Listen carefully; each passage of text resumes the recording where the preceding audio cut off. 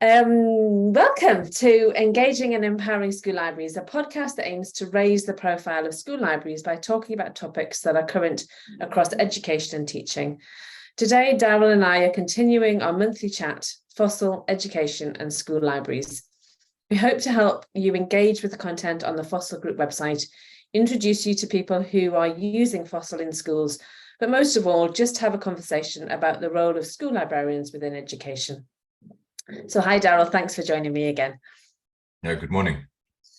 So this month, we're chatting about what you can find on the FOSIL Group website and developments over the summer. So let's start, Daryl, by explaining a little about the FOSIL Group website and why you set it up. So maybe if we do that backwards, just explaining briefly how we ended up with the FOSIL Group website, because that will help explain some of the stuff that is there, as well as some of the stuff that isn't yet there. So I kind of stumbled into school librarianship in 2003 and discovered a calling to school librarianship.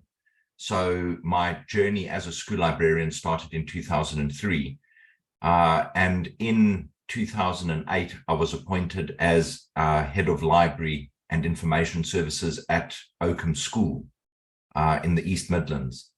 And Oakham offered A-levels, but they also offered the IB diploma program. And as I've written elsewhere and on the FOSIL Group website, I became increasingly uncomfortable with the fact that we were expecting students who had chosen to do the IB diploma, which has the compulsory extended essay, which is a 4,000-word, independently researched, formally presented piece of academic writing that required them to cite and reference according to a standard style format. I became increasingly uncomfortable about the fact that we didn't prepare them for that, certainly before they started their extended essay, and that actually our support, so our instruction and support while they were doing the extended essay wasn't satisfactory. So by 2011, I had established FOSIL in its first form, which was a framework for Oakham School information literacy. And I had been looking for a framework of skills, specifically information literacy skills, specifically citing and referencing skills that were developed progressively and systematically over time. So I wanted to know what would be appropriate to teach students, for example, in year 9 and students, for example, in year 7. So we were a secondary school. So what would be age appropriate in year 7 and year 9 in order to be able to honestly say that we had prepared our students for what we were requiring of them in year 12. And that search led me to Barbara Stripling's Empire State Information Fluency Continuum. But crucially, what I found in her framework of skills were information literacy skills alongside other learning skills that were part of an inquiry process. So realizing that citing and referencing was part of the express stage forced me to begin asking what happened before express and what came after express. And even then, something as simple as students looking for sources of information and working with sources of information earlier on in the process were needing to record details about the sources of information, even though they would only need that in the express stage. So as I began to wrestle with developing these skills systematically and progressively within an inquiry process, a learning process, more and more colleagues at other schools, some librarians, some not, and both within the UK and beyond the UK, an increasing number of colleagues became interested in the work that I and we were doing at Oakham. And it became more and more time consuming to reshare in person stuff that we had done and were continuing to do, which is where the idea of some kind of online repository of resources and ideas and thinking and possibly even discussion and collaboration originated. So can I just ask, a lot of school librarians listening to this will feel very comfortable in the information literacy skills, which is where we have currently sat for many, many years. The before and after, the skills that don't necessarily fit into information literacy. This is sort of expanding the role of the school librarian, isn't it? And how do the school librarians that are currently using it find that it fits in with their role? I don't know whether you could answer that one. So we can talk about this now, because I had originally begun to formulate an answer to this particular question to talk about later when we spoke about what next. So further developments. But it does actually make sense to talk about it here. So because I think it's really important. One of the things going forward that I think we need to address more purposefully and explicitly is the misconception that information literacy, or even media and information literacy, is inquiry. So it seems to me that there is great confusion around what information literacy is in relation to inquiry. And it seems that there are colleagues who confuse information literacy with inquiry, or equate information literacy with inquiry. And if I'm being honest, I don't think, not only is that not helpful, I think it is actually harmful, and is one of the major contributing factors to the sapping of the educational potency of inquiry. Now, it's actually quite interesting, because partly in preparing for the workshop, the IASL workshop, I revisited a book that I must have bought in about 2005 called, it's in the Principles and Practice series. It's in fact the first book in the Principles and Practice series, which is edited by Barbara Stripling and was published in 1999. And the first title is Learning and Libraries in an Information Age. And very interestingly, in that book, there is a chapter by Carol Kuhlthau. And that chapter is titled Literacy and Learning for the Information Age. Now, in her chapter, so if you remember, she's writing in 1999, and she only developed her information search process model in 1989, and then her guided inquiry model in 2007. But in 1999, she's already anticipating inquiry, and she writes, an inquiry approach to learning. Inquiry requires information literacy skills.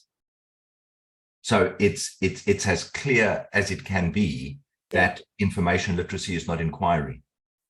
And then crucially for us, when librarians and teachers collaborate to create an inquiry approach to learning, students develop dual competencies in subject content and information literacy. So sorry, are we saying that we are, as school librarians, encouraging inquiry-based learning with our information literacy hat on as our area of expertise? Or are we saying that school librarians need to be taking the wider context? So if our schools aren't currently teaching inquiry-based learning, which a lot of them aren't, and thankfully, thankfully, you're a perfect example of a A-level and GCSE school who have taken inquiry alongside teaching to support the students to A-level and GCSE. Is it the teacher's role to teach the inquiry, or is it the school librarian's role, or is this a collaborative event? So I think this is one of the puzzling things about school librarianship, not just in the UK. There are other countries that, for some reason, where the same confusion persists. But already in 1999, Carol Kuhlthau is highlighting the collaborative approach to teaching and learning between the librarian and the teacher, where learning, so inquiry-based learning, is directed at important subject content, in the process of which information literacy and other skills are developed meaningfully and systematically and progressively over the child's time at school. Now, that is why Barbara Stripling was so emphatic right from the very beginning that a sound or robust model of the inquiry process is a necessary but only first step. But then what is required is the systematic and progressive development of a wide range of skills, which include media and information literacy skills, within the context of subject area teaching. So those other skills, are they skills that the school librarians teach? So this is one of the things that one of the other things that we need to address going forward is that I think we need to be less concerned about whether they are information literacy skills or not. Okay. What we need to be more concerned about is the wide range of learning skills, some of which are information literacy skills. Okay. And the systematic and progressive development of those skills within a learning process. So our first concern must be with the student and what the student is needing to learn, and then the process through which they learn that content. And in the process of learning that content, certain skills are necessary, and those are learning skills, some of which are media and information literacy skills. Okay. So our concern is with the learning process and the place and the role of the library and librarian in that learning process. So obviously there, immediately, the teacher is a subject area specialist, but those teachers will, in the context of their subjects, will have certain skills that are crucial and specific to that subject. which isn't to say that those or similar skills don't appear in the learning of other subjects. So that is why a map of the skills that are necessary is so important, because it's that helps us to establish a deeper connection with our classroom-based colleagues about what skills need to be developed at which stage in the process, as well as how those skills develop over the course of a child's time at school. So for the time that I was working within schools, it was very obvious that I would go in and teach some kind of research skill with a class, and particularly in secondary school rather than primary, that skill, if the whole school or the whole year group teachers knew that skill had been taught in that history lesson, if they had been reinforcing or helping the students to use that skill, less teaching of it would be needed. We need to move beyond that. Once a year, I've got into year 7 to teach how to use the library catalogue, and expect the students not to ever have the opportunity to do it again until the following year in year 8 when I do the same lesson. What you seem suggesting is that there needs to be some kind of mapping across the curriculum that allows school librarians, but also senior leaders, to see that the learning process is happening alongside the teaching of the curriculum. Have I got that right? Is that what you're saying? So I think it probably even goes one step further than that, which may be beyond the scope of this podcast, because what I think the case actually is we are all fundamentally concerned with students learning content. The question is how they go about learning it. Okay. And we may in this podcast still touch on when we talk about developments going forward, because one of the things that we tried to address in our extended workshop, IASL workshop in Rome, was to begin to examine 4 of the tendencies that sap inquiry of its educational potency. Okay. So one of those is to teach skills apart from content.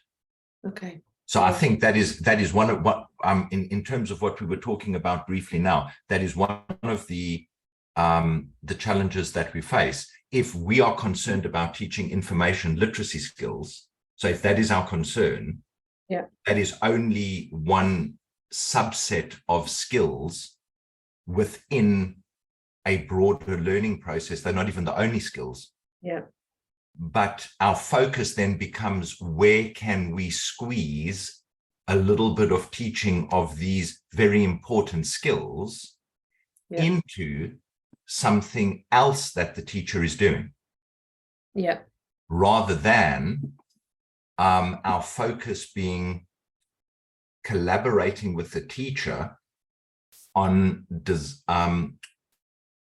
designing and supporting a learning process in the course of which children need to meaningfully make use of and develop a range of skills, some of which are information literacy skills. Yeah. And at the same time, so that's one of the tendencies. One of the other tendencies is what Neil Postman called the engineering or over-engineering of teaching. So a growing emphasis on what it is that the teacher needs to do in order for the student to learn. But that is a view of what learning is and how learning best happens, which is not the only view and not even necessarily the best view. Yeah. Which means that we also have to have a concern about what it means to be educated and what it means to become educated, and the vital role that the school library and librarian play in the process that produces that. Okay, I can see that I'm going to really struggle to keep us onto topic this podcast. So hopefully that's given people listening a little bit of a taster of the type of things that we are going to be delving into more in future podcasts. But let's bring it back a little bit, because I do want us to talk about where people can find help and support. And we mentioned the FOSIL group website and why you set it up. I will put a link to anything that we discuss in the podcast notes below. So the books that you've already mentioned, they'll go down there as well. But specifically on the website, what are people going to find that is going to be useful to them? So the reason why I did deviate slightly into that answer to the question is because I think it is important for people who are visiting and exploring the FOSIL Group website to understand that what we are actually wrestling with there is how to design and support an inquiry-based approach to teaching and learning.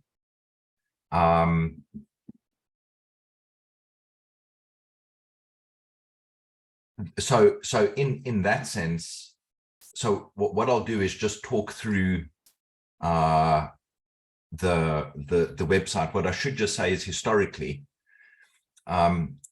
two things that are probably important to mention and to understand in relation to the website is that, as I said, by 2011, I had developed a framework of skills based on the Empire State Information Fluency Continuum that was largely focused on understanding how information literacy skills, specifically citing and referencing, developed over time,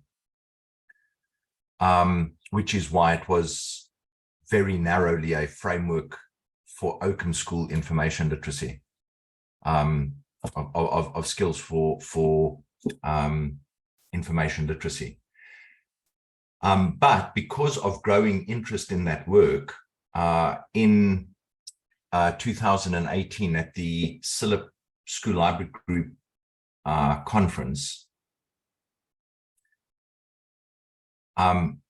I presented something called Information Literacy Frameworks, the Next Steps, because of this growing interest in and growing need to support colleagues who were wanting to develop information literacy skills within a learning process, and specifically an inquiry learning process. So that didn't really go anywhere, because my initial intention had been, because I was on the national committee of SLG, that we might be able to find a way to develop, so to continuing to develop and support colleagues who were interested in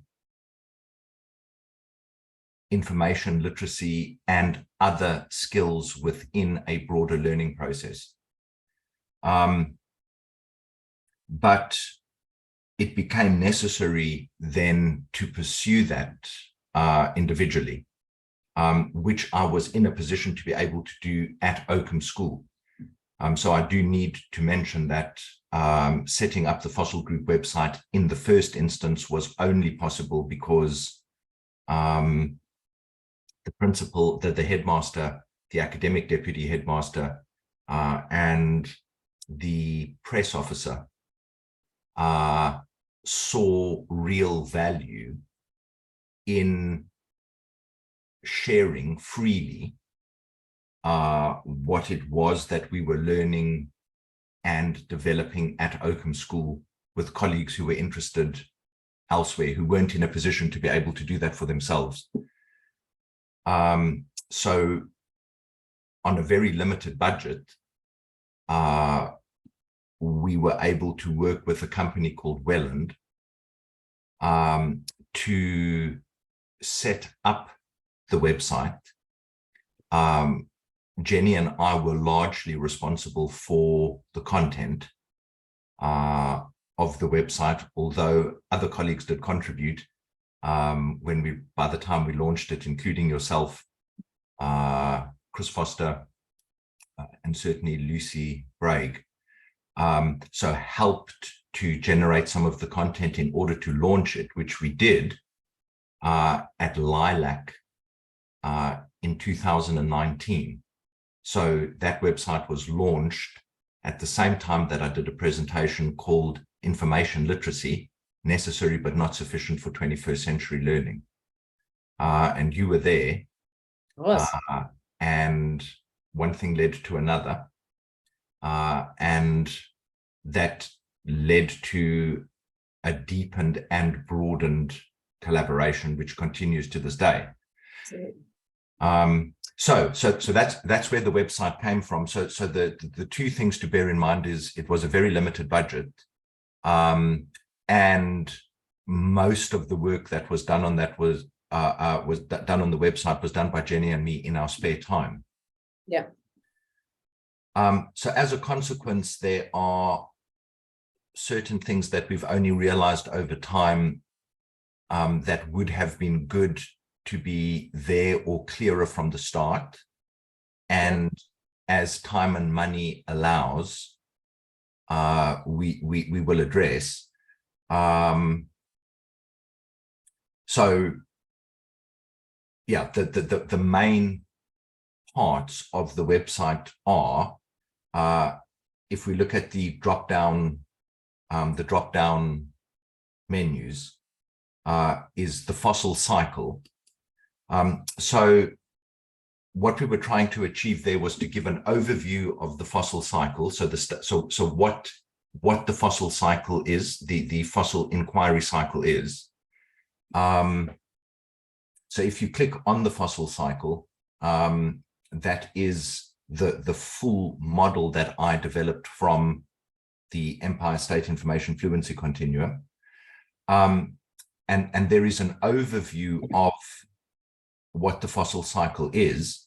And then the two things on that page that are important is that there are links to the skill sets. So one of the really important developments that Barbara Stripling brought about, the original framework of skills was developed in 2009, was published in 2009. And then working with a team of colleagues in New York State, they reimagined the framework to take account of educational, technological, demographic changes. But one of the crucial things that they added were the skill sets. So those skill sets make it clearer what kinds of things are going on in each stage. And already, even at that skill set level, you can see where our interest and our concern broadens out beyond information literacy, both in terms of stages in the process, but even in the kinds of skills that we need to become familiar with. And facilitate collaboration with classroom colleagues. Yeah. So those skill sets, but then crucially, it is possible to step through each stage in the process. So you can either do that by clicking on the stages in the diagram, or you can navigate through by clicking on Connect, Wonder, Investigate, Construct, Express, Reflect. So for each stage, there's a more detailed description of what is going on in each stage. And then very importantly, what we did was we spent quite a lot of time working with Barbara Stripling on revisiting. So we had some points to consider for each stage. And at that stage, I started meeting with Barbara Stripling once a week in 2020. And one of the things that we were focusing on at that stage was inquiry as a stance of wonder and puzzlement, a way to engage students intellectually and emotionally in the learning process. So what we did was we went through those points to consider to make sure that there were points to consider from both a process and from a stance. And then what we did was identified featured resources, so generic resources, graphic organizers for each of the stages. Now, obviously, the framework of skills stretches from PK to grade 12, reception to year 13. So we are slowly developing resources for different graphic organizers for different subjects at different ages. So those are just some of the more useful generic ones to give an idea of how the teaching and development of skills within the process might be taught and facilitated. So somebody arriving on the FOSIL Group website, that's probably a good starting point, isn't it? It gives you a good overview of the FOSIL cycle and each of the individual stages in that cycle. As well as some of the graphic organizers or resources that have been developed to teach and support the process at that stage.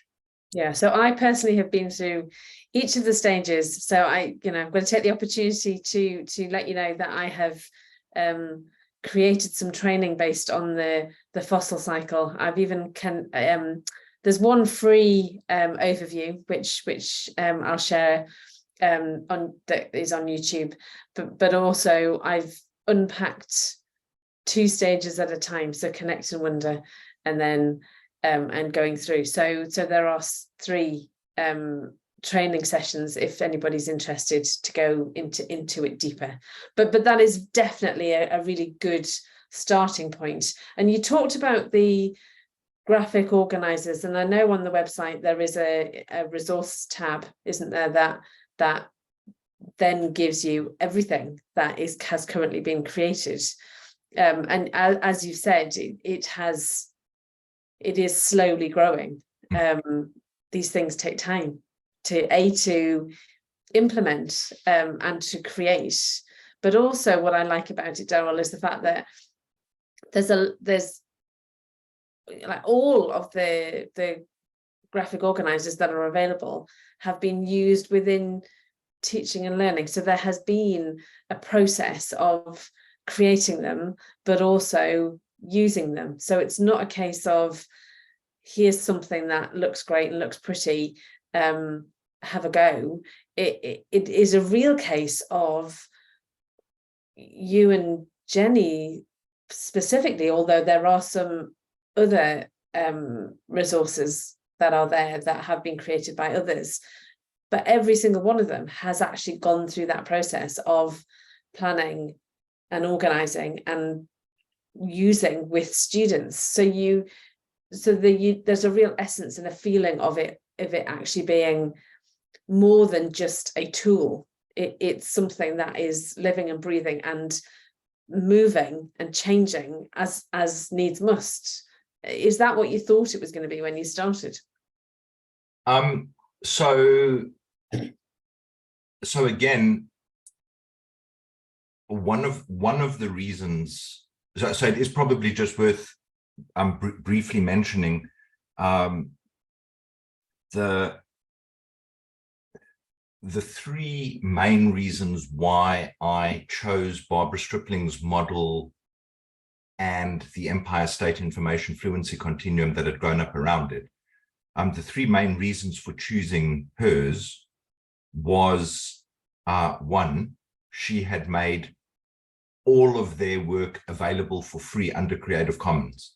So it was only possible to begin working with her stuff and adapting it for our specific needs because she had made it available for free, which is why everything that we have done is also available under the same Creative Commons license for free. The second thing is that her model of the inquiry process is as simple and as logically named as it can be without losing any of its power. So I think this is something that comes through very strongly in the IFLA School Library Guidelines, and I think, again, is something that some colleagues are confused about, is that a lot of thought and work needs to go into developing a model for it to be sound, a sound model of the process. And of the major models, the major sound models, none of those models is perfect. So they all have strengths and weaknesses. So one of the things that we did discuss in the on the FOSIL Group website with you was the development of the Alberta model, for example.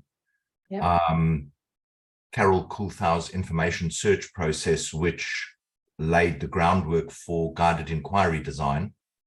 That was another major influence. And then obviously Barbara's model and the Empire State. And so years and years and years of thought and work went into the development of those models. And of those models, the simplest and most obviously logical to me was Barbara's model.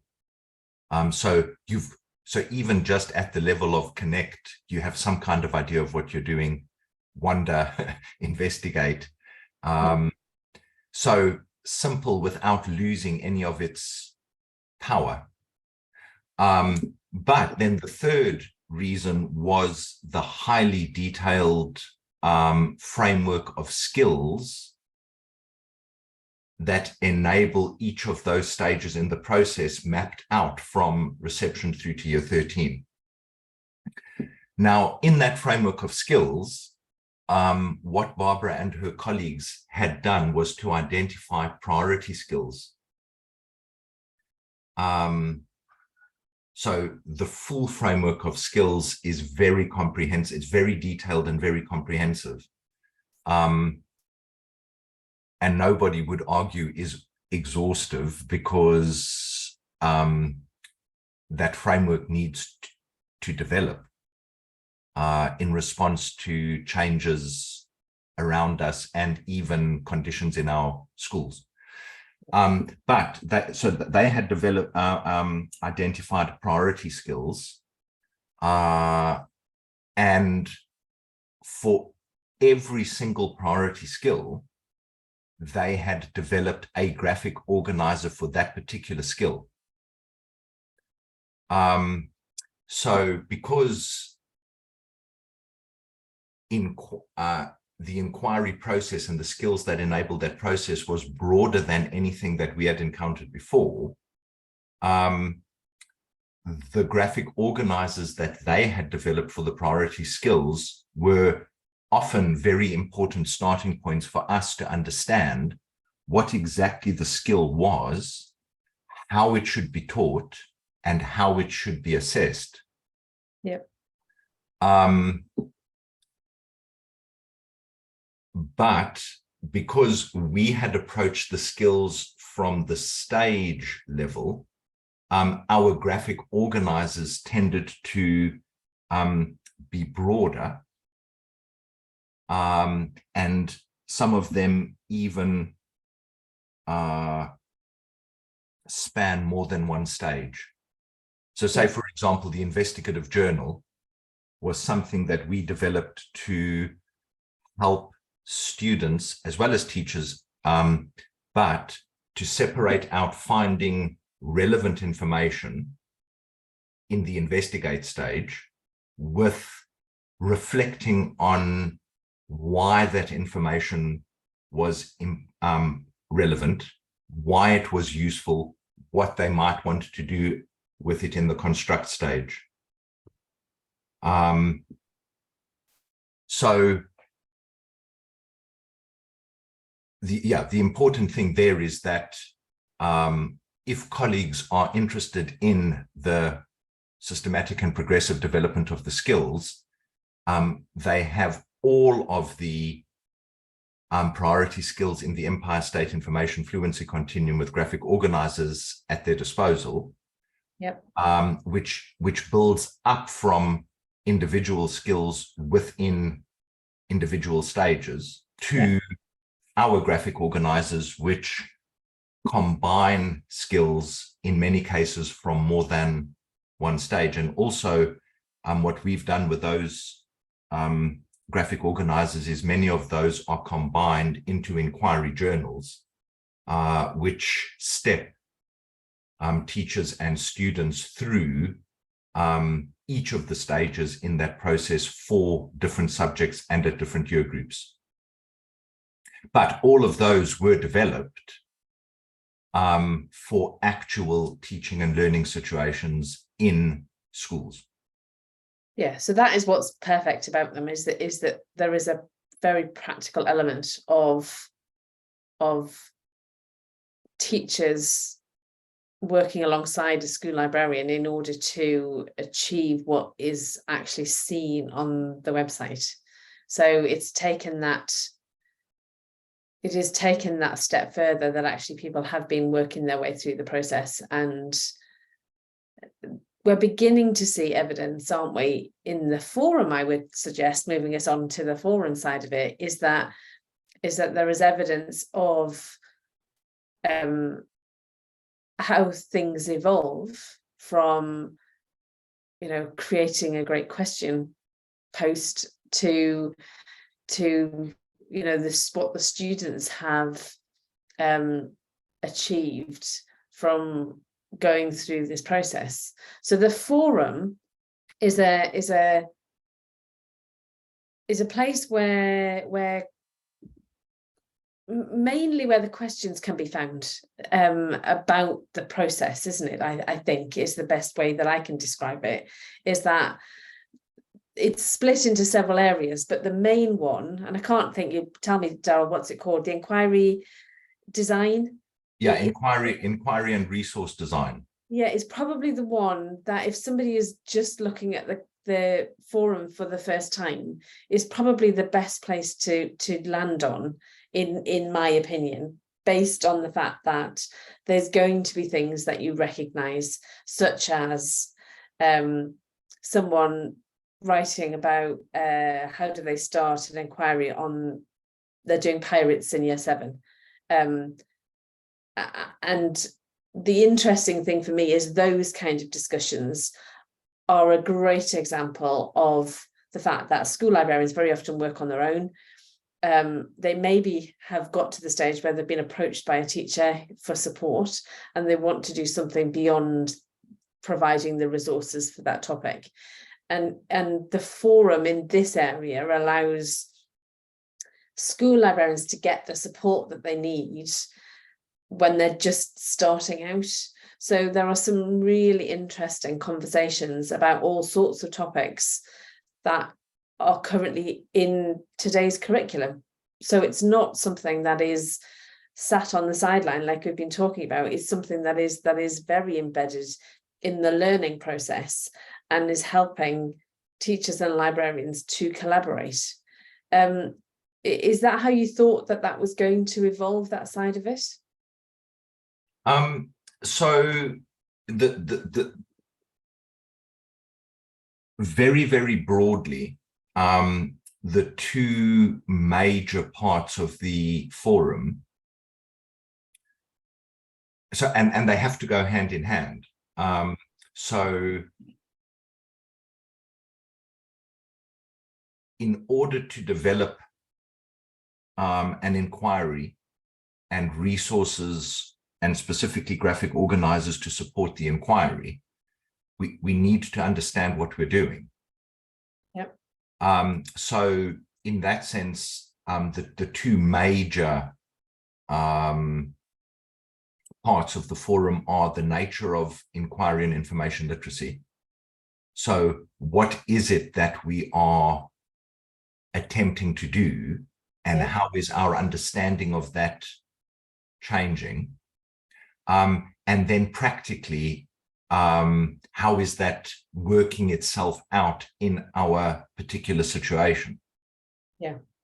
So the inquiry and resource design is very much, here is an opportunity to collaborate with a classroom-based colleague on designing and supporting, either directly or indirectly, an inquiry-based approach to teaching and learning. Practically, what do we need to do, and how do we need to do it in order for that to be effective? Now, so obviously there's quite a range there, because some colleagues are, as we did, starting very simply with, we're wanting to teach citing and referencing more effectively. That was literally how small our starting point was. Two, for example, the Year 6 interdisciplinary inquiry that ran over the course of the better part of a year, and that involved collaboration between 5 different academic departments, including the library. So all of the thinking and resources that were developed to support that very complex, possibly the most complex inquiry that we've done. So there is this wide range of starting points for people. And even in our context, not everything that we are doing now, which is many years down the line, not everything is as complex as the Year 6 interdisciplinary signature work inquiry, because with some subjects, we are quite literally collaborating on a lesson or two in order to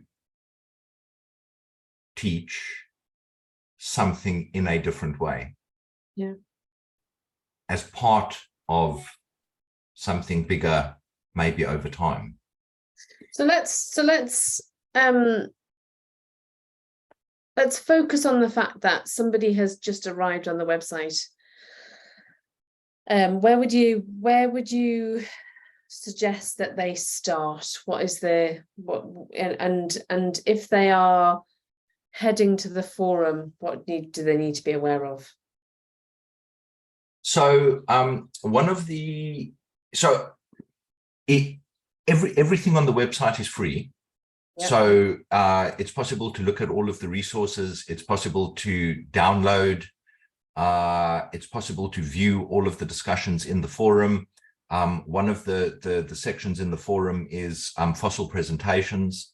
So that is a combination of, say, for example, the IASL conference presentation that is available to download for free. Those always represent our latest understanding of what it is that we're doing and how we are doing it. Yeah. As well as inset that we do at Blanchland College. So every term, we are involved in the inset program, and some of that is whole school, some of that is targeted either at primary and or secondary. Those presentations are made available.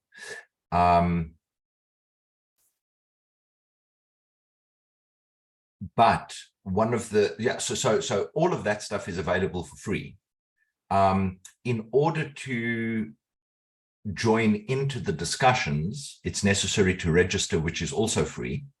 Yeah. But one of the things that is quite annoying at the moment, which we need to address, is that it's necessary to register for each forum in order to be notified of updates to that forum. So that's through ticking a subscribe button, isn't it? Yes. Okay. Yeah. So if, say, for example, you do register and you either create a topic or reply to a topic, you can click to be notified of updates, but that is only to that topic. Yeah. Whereas if you went into each forum and clicked subscribe, then you would be notified of developments, updates to that entire forum. Now, I think we weren't aware of how important that was at the outset. Yeah. So as a consequence,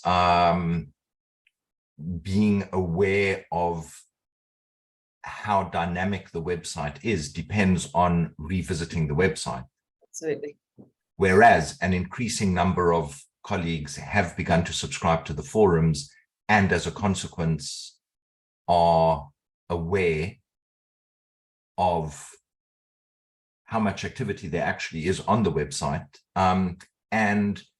What is interesting is noticing how many colleagues are visiting more frequently as a consequence. Which is great.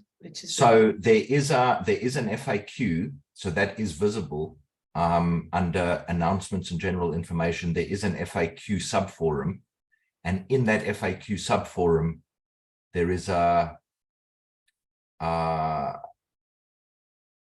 thread about subscribing to the forums. Okay, so it's worth, I will post that one on the show below, because that's probably worth having a link to as well. Yeah, it's good. And then the FAQs in general, I mean, there is more work to be done on the FAQs. As there's always. Yeah. Yeah. But there are already some, I think, interesting and important FAQs about FOSIL and aspects of FOSIL that may not be immediately obvious, that might be worth having a look at as well. Okay, so one last question about the forums then. If somebody has jumped on, read what they've liked, but decided they want to post a question or start a discussion, can anybody do that? And would there be any reason why something wouldn't be right if it was a question about inquiry? No. Okay. So anybody can, and we're all, so part of the point of the FOSIL group is that it's a community of inquiry. So all of us are undertaking an inquiry into what inquiry is and how it works and how to pursue and develop it.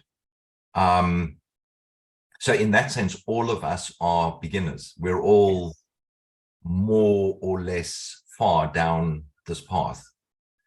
So I think the one thing just to say is, and maybe this is also an encouragement to anybody who listens. So it takes time and energy to reflect on stuff in the forum. I can say, both Jenny and I can say beyond a shadow of a doubt that what has most contributed to our progress and, in some measure our success has been being disciplined about reflecting on what we're doing in the forum. So that serves two purposes.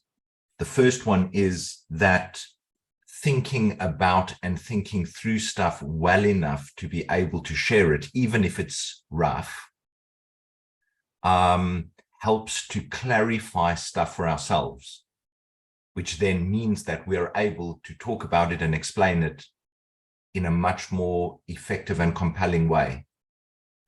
The second thing also that we didn't intend, well, actually I did, but it has played itself out in a slightly different way, is part of the reason for creating the website in the first place was to make it easier for people who were interested to make progress more quickly. Yeah.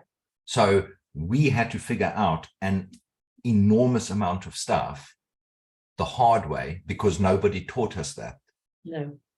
So we never learned that when we became school librarians. We never learned any of this stuff from anybody else. We had to figure it out ourselves, and we had to look to colleagues elsewhere who had made more progress down that road than we had. So part of the point was to make stuff explicit, to share stuff so that we could all help each other to get better more quickly. Yeah. But what the added benefit of that was we had a growing evidence base of stuff that we had done that we could point colleagues to. So that became a very powerful advocacy and marketing tool for us, because we were able to say, well, look, this is what we've done in this year group with this class, with this teacher. So for us, it's like a portfolio of work that we've done that has been growing over time, that we can then either refer people to or draw from when we are needing to produce reports of various kinds. It's a great CPD tool as well, though, isn't it? Do you know, I know a few people who are currently going through their chartership, who have started discussions on the forum, then created inquiry journals, and have used that as evidence as of work done in order to move forward with their chartership. So that critical evaluation of work done is hugely important, and actually helps other people learn too. So it's a great tool for not only finding out more information, but also sharing what you're learning and wrestling with some of those ideas. Some of the things that you don't really necessarily understand to start with become more obvious the more you discuss something. So that opportunity to share with others is huge. So we mustn't forget that. Well, Daryl, we have talked such a lot. I'm going to take a minute or two to share something about my membership. But when we come back, we're going to finish off with talking about what's coming up and developments after the summer. Could I just quickly, before you do that, because one of the things that I should also mention, seeing as we are talking about the website, and before we move on from the website, following the launch of the FOSIL Group website, I did a presentation to the UK School Library Association board along the lines of information literacy frameworks, what next? And as a consequence of that presentation, I was invited to be a co-opted member of the board, but specifically in relation to the ongoing development of FOSIL. Right. And certainly when we left Oakham, which was unexpected and unintended, so circumstances changed, and one door closed and another door opened at Blanchland College in Guernsey. But one of the things was that Oakham School used to pay for the hosting of the website. So they paid for the development of the website and the hosting. And obviously, because we were uncertain about how things would unfold once we left Oakham, the UK School Library Association took on the cost of hosting the website. So we are very grateful to them for both moral support, but also very practical financial support in that sense, because we certainly wouldn't have been able to afford personally to keep the website going. So yeah, I wouldn't want that not to be openly acknowledged. Yeah, no, brilliant. Okay, so I want to take a few minutes to introduce Engaging and Empowering School Libraries, a transformative training membership designed exclusively for innovative school librarians and teachers.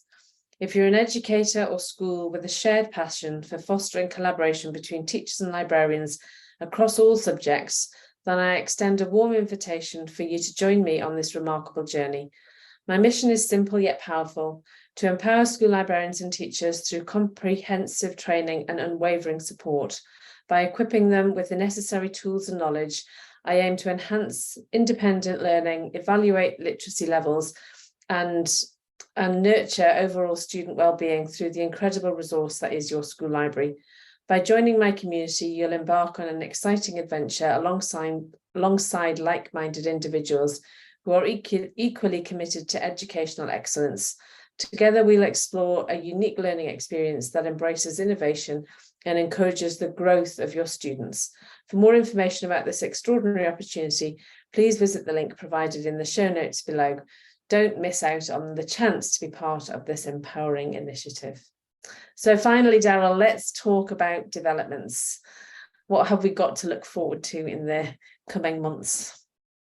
So we have touched on briefly, we've touched on one of the things that I think we need to do is there are a certain number of misconceptions about inquiry that I think we have to start addressing more purposefully and explicitly. And the first one, which we've already touched on, is that information literacy is not the same as inquiry.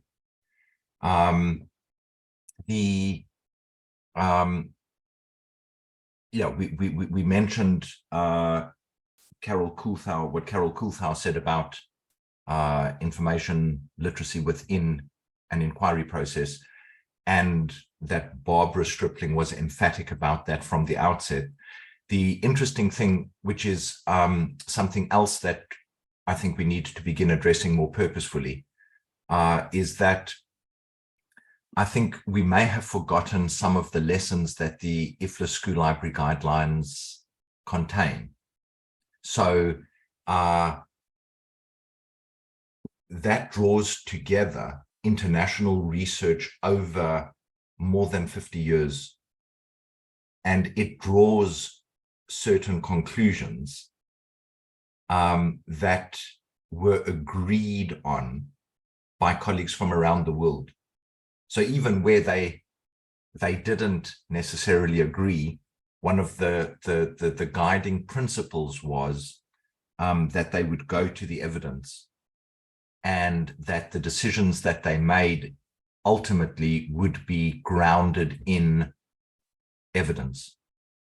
So there are a number of things that I think we need to begin addressing there. And one of them is that unless we have clarity about what the instructional activities of the school librarian are, and are disciplined about priorities within that program, we end up with an unbalanced program. And if we have an unbalanced program, we weaken our position within the school. So that was part of what we tried to address in both the UK School Library Association Enterprise of the Year Award submission, as well as our workshop in Rome, is that an inquiry-centered instructional program encompasses all of the librarian's instructional activities, core instructional activities, and that if we are disciplined about that, then we create a balanced program. And it's through that that we become integral to the educational process. Now, there are certain factors that work against that, and we need to begin exploring what those factors are and addressing them more purposefully and explicitly.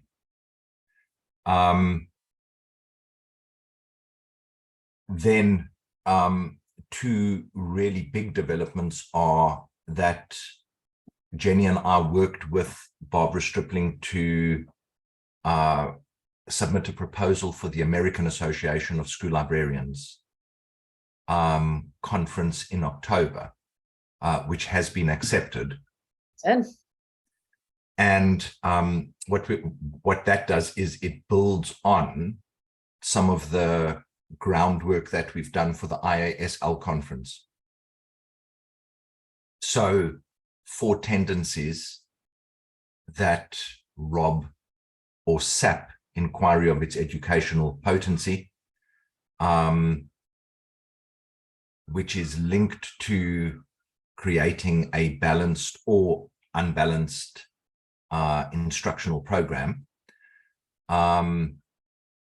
And then work that Barbara is doing specifically for that, which I think is going to be of enormous value to us in reconnecting the school library with education more broadly,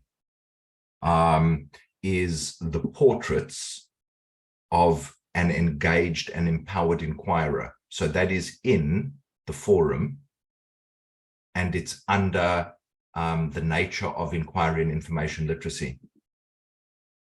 So those portraits are absolutely critical tools for us to demonstrate or to engage in the conversation about what it means to be educated and where inquiry fits into that, but also more crucially, the way that we, through an inquiry-centered instructional program, contribute to all of the aspects that make up an engaged and empowered inquirer. Now, Barbara has done some amazing work, which is ongoing, but is aimed at the AASL conference to show how we contribute to the development of that fully engaged and empowered inquirer. And then the other thing which is important for me and begins to apply our work more broadly. So the important contribution that the library makes to the educational process in school, but how that then, the importance and value of that beyond school. I wrote a chapter for the IFLA Information Literacy section's upcoming book called Libraries Empowering Society Through Digital Literacy Education. So my chapter is Digital Literacy Necessary but Not Sufficient for Life-Wide and Lifelong Learning. So I'm in the process of putting together my presentation on that chapter for the Information Literacy section satellite meeting, which is part of the World Library and Information Congress in the end of August. Okay. And that, I then think, begins to paint a very compelling picture for why a school library and librarian is essential, integral to the educational process in school, but that what happens in school matters, is actually a matter of life and death. Wow. Beyond school. So over the next couple of months, we'll have an opportunity to begin to pull all of that stuff together. And over the next couple of months, I will begin to share those developments as and when it's possible to do so. Fantastic. Well, you sound our next chat will be very interesting indeed. You sound like an extremely busy man, Daryl. I'm going to bring this to a close. We do hope that you've enjoyed listening to this FOSIL podcast. As always, if you'd like to comment on anything you've heard, we'd love to hear from you, either on this podcast itself or head over to the forum. I will put all of the links that we've talked about in the show notes below. Don't forget to subscribe so that you don't miss out on anything in the future. Thank you very much for listening.